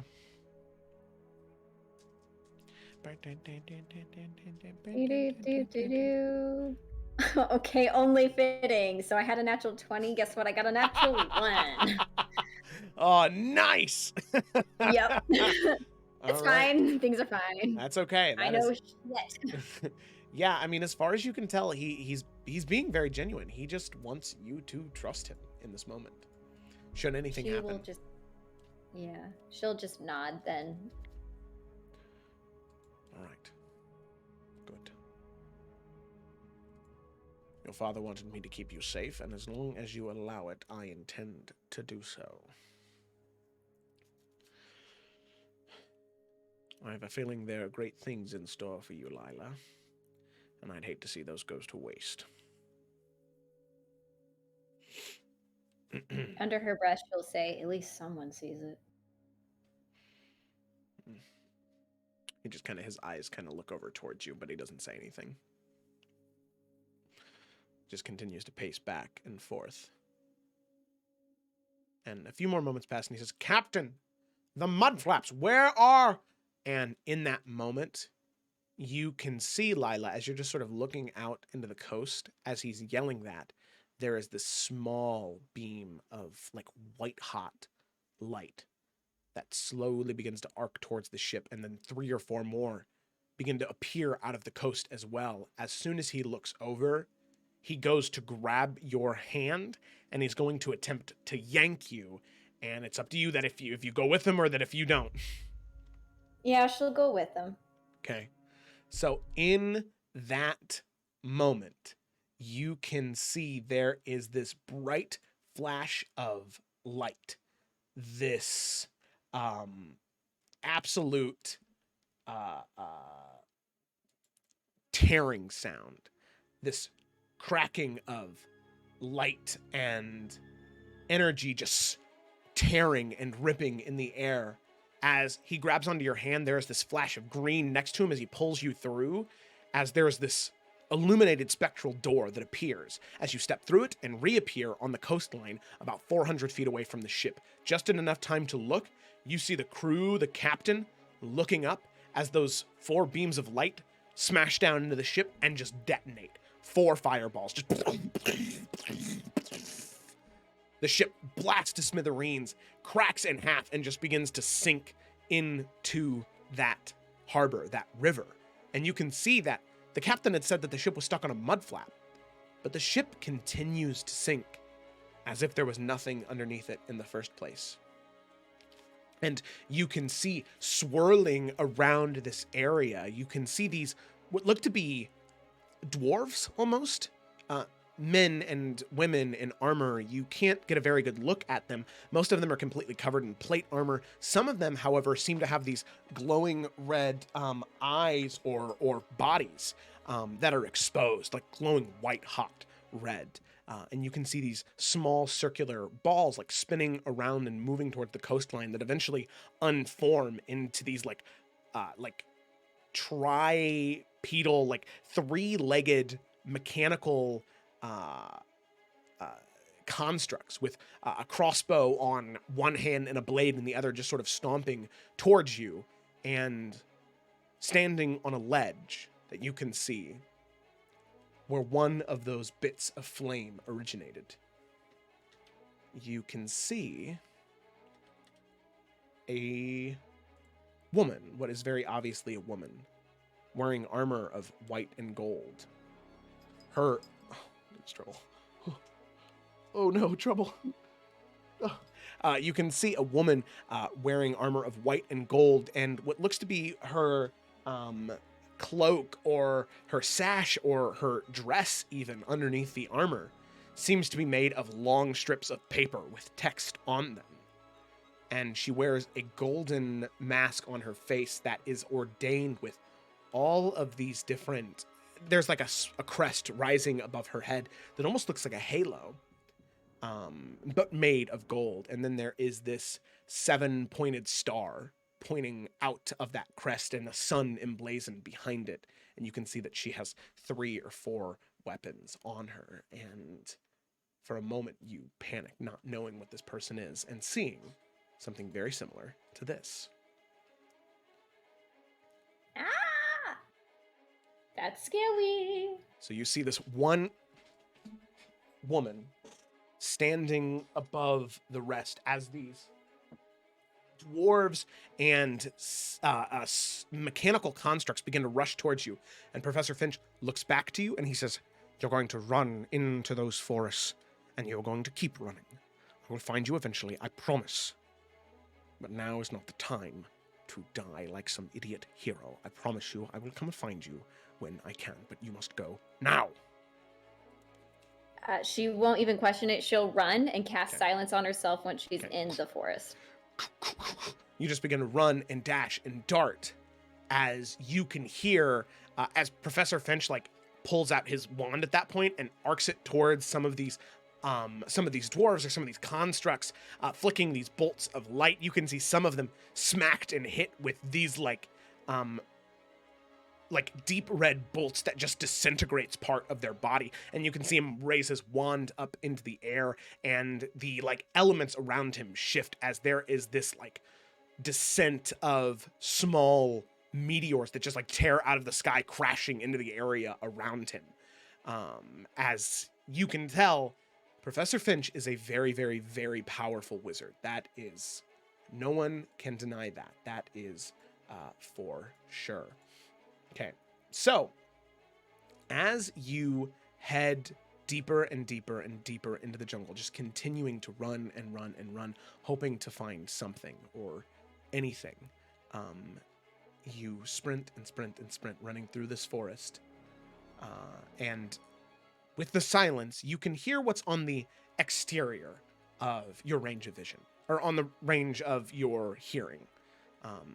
Just everything immediately around you is quiet.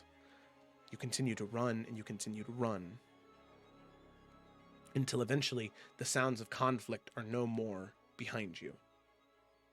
Until eventually you are just in the middle of a forest, surrounded by nothing, on a dark night. No stars in sight, just clouds. Stuck in the forest. Lila, I have to ask, what are you doing? Very, very good question. Well, I think the first thing she'll do is try to chart her location. Yeah, she'll try and chart her location, not like sit down and stay put exactly, but get a good idea of maybe how far she traveled, and maybe look for a hiding spot as well. I think those are the two priorities right now. Yeah, okay. So I'd like you to go ahead and let's see here.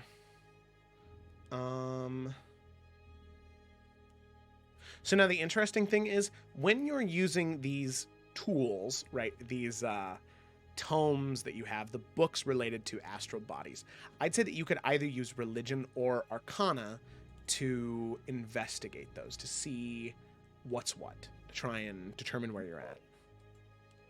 Let me see what my arcana... They're the same.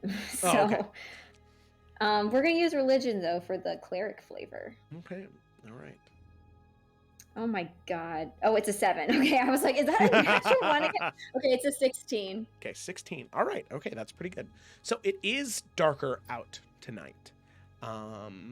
And it is more foggy, more cloudy. So it's a little bit harder to see as you begin to make your way through. But eventually you are able to get a little bit of clarity, a little bit more information and perspective on where you're at. You can just barely catch part of the constellation that you were initially looking for. As you can just barely see the peak of that 7-pointed star flanking the head of that constellation that you had found.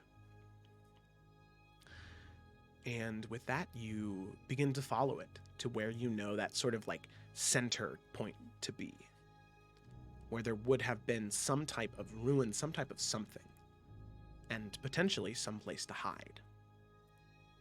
So you begin to follow along that path using the stars as your guide.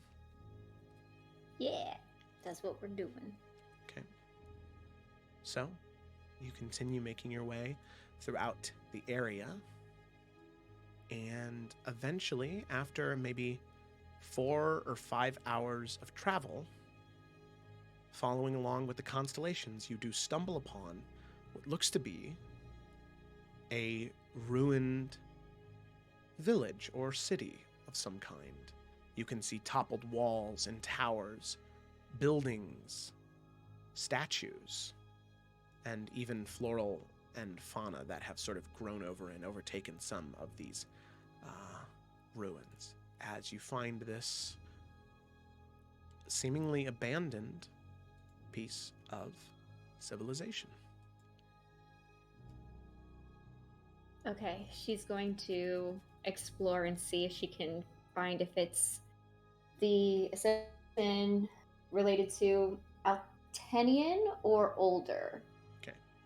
All right, go ahead and make an investigation check. I'll say Okay, make an okay. investigation check, and then based off that, you'll make a history check, and it'll change up kind of how hard it is to determine. Mm-hmm. Okay, investigation check is a 5. What could it be? So yeah, you are just a little shaken and a little tore up right now. Yeah, that's fair. You're not exactly sure what's happening. You don't know how you're going to get back to West Hollow or how you're going to get back to the college. You don't have, at least on you right now, a way to procure this thing that you need. So you're a little distracted. So you don't find too much. You can see most of the stone has been well worn from time. Most of the stuff here is ruinous and destroyed, broken, and overgrown from nature. So it's a little hard to tell, but I'll have you make a history check still. It's just going to be a tough one. Okay. Jesus, my low rolls, it's a 9. Okay. Oh, wow. A 9. All right. Yeah. Ooh. I rolled low. Alrighty. Cool. Alrighty. So with that, a 9, you put it together, and you at least know that this is not an archaeological style of the Altinian Empire. That much you can tell. In terms of anything else, you're not sure if it's older or if it's younger. However, you said your passive perception was 17? Yeah. As you are looking around, investigating the area, trying your best to open up any books you might have to reference archaeological styles, you do hear a twig snap, maybe 30 feet from where you're at. She'll stop whatever she's doing. Pull out, kind of like grab her bow and arrow and just kind of knock it and slowly turn around. Definitely just like trying to see what potentially could have made that noise. Okay. As you turn around, go ahead and make a perception check as you're now actively scanning the area. Mm-hmm. And that's going to be a 2. I mean, it's a 4, but it's 11, but it was a 4 that I rolled. Oh my Jesus. Goodness. Oh my goodness. You rolled that one natural 20 for like I know. the silliest thing. The rest of this is crap, but it's All fine. right, that's okay. So you knock the arrow and you think you see something move towards you. You fire? Yes, yeah, probably. You like loose the arrow and it flies and sinks into stone. And she's gonna like just kind of take a breath and be like, okay, I'm shooken up. I'm probably just seeing things. Maybe I should just go to sleep and wake up, and with the light of the day, it'll be fine. So she's gonna try and find a place maybe to stay the night in this ruin. Okay.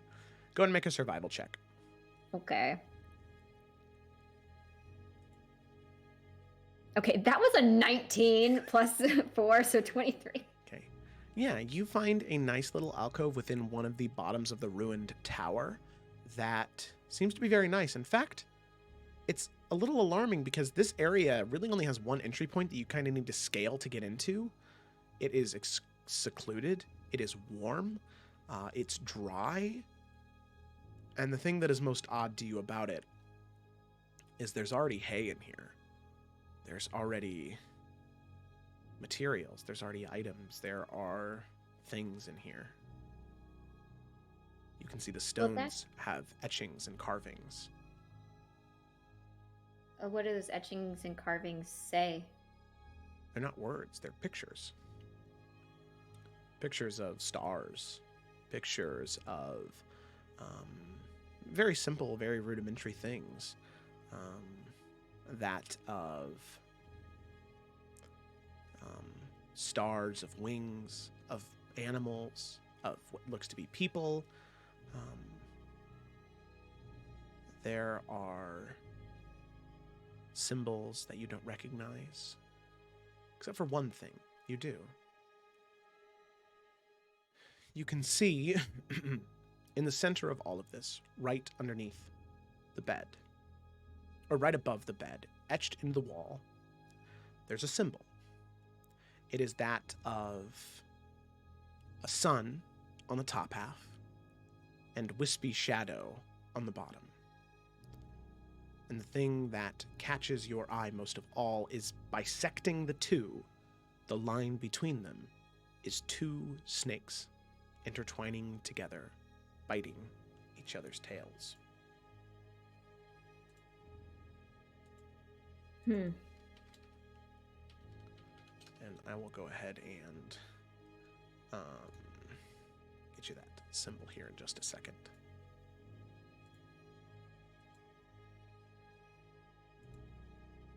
Okay, so you see that.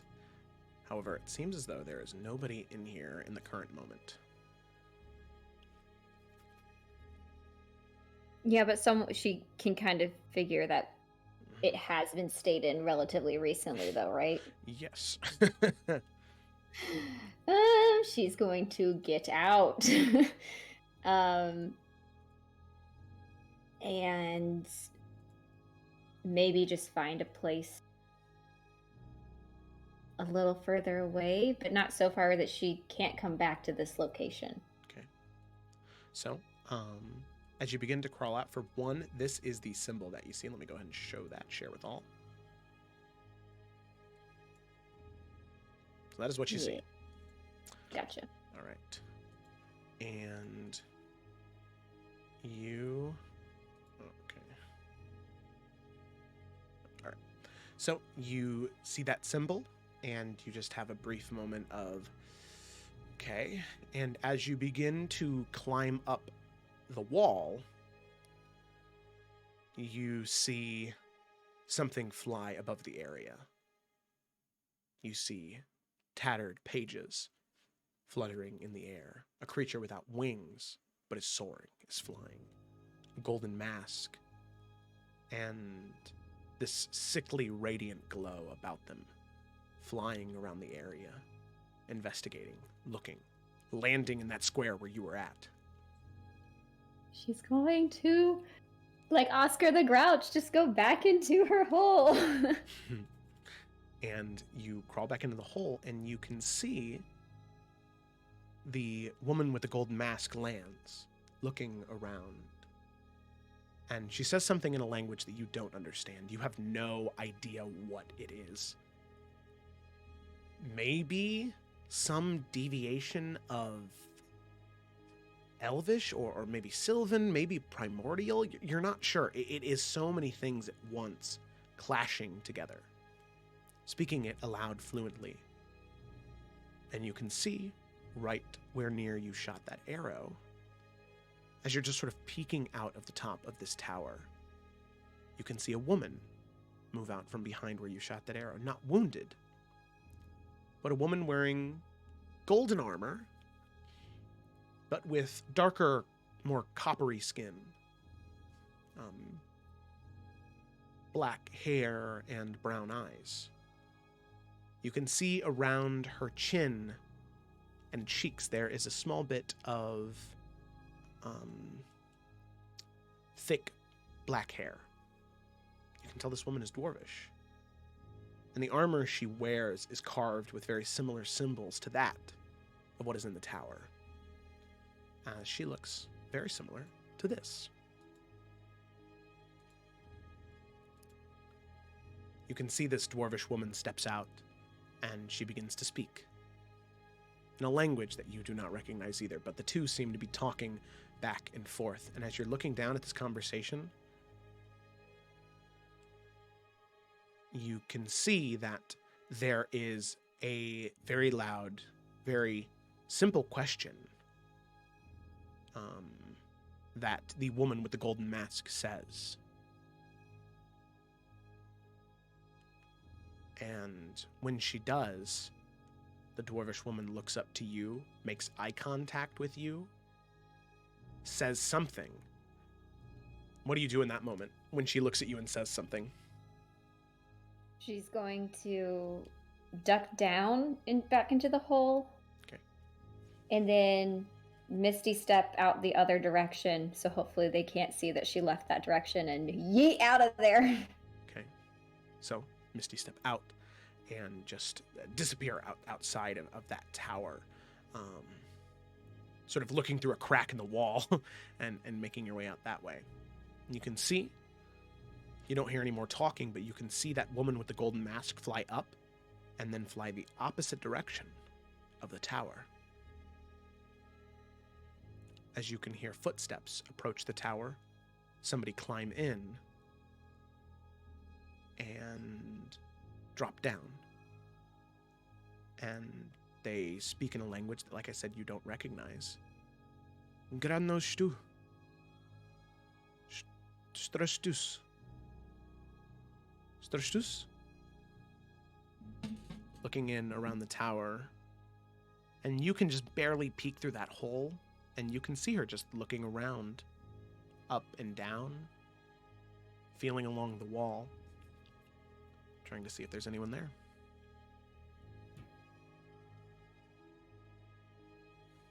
And she will just quietly wait for her to not be there. Okay. All right. So they stop for a moment.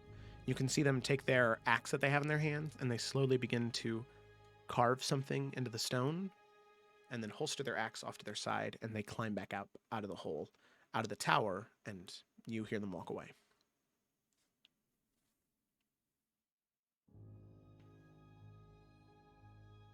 Okay. So Lila now knows that they're kind of looking for her. And she knows that this location is a place where they're going to be a lot.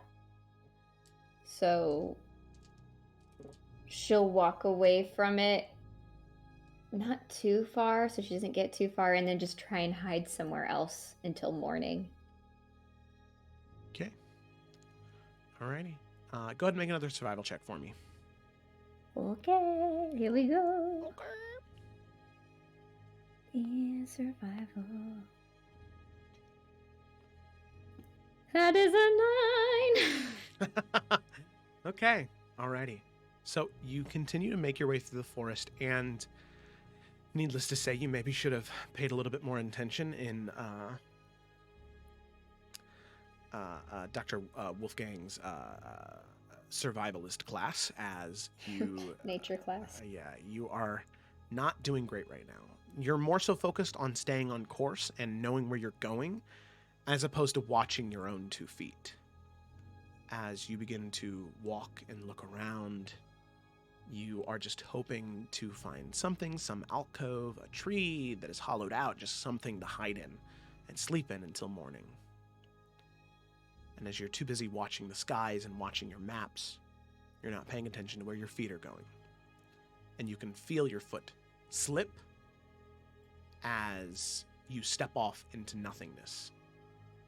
As you realize a little too late, you rip your papers to your chest and you just begin sliding down this ravine, this like narrow slope, just sliding down, trying everything you can to like grab onto a rock or a twig or something to your sides, but this gravelly path just continues to fall down until eventually you fall off into darkness, just falling for so long until eventually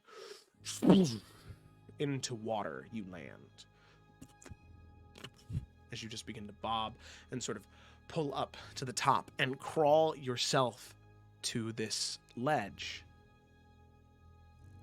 It's odd, as soon as you stick your hands onto the ground, what may be 100 to 200 feet northward, upward would have been soil and dirt. Your hands dig into sand. As you look at sort of the sand sticking to your watery hands, as you look up, and you see this. A sandstone bridge connecting one half of this watery lake, sort of suspended in air, to some type of ruin of some kind, consumed by sand and stone. These pillars, ancient, but still standing. Sand continuing to trickle down from the ceiling, and as you look up, you see no hole in the ground. No hole in the ceiling. Just darkness.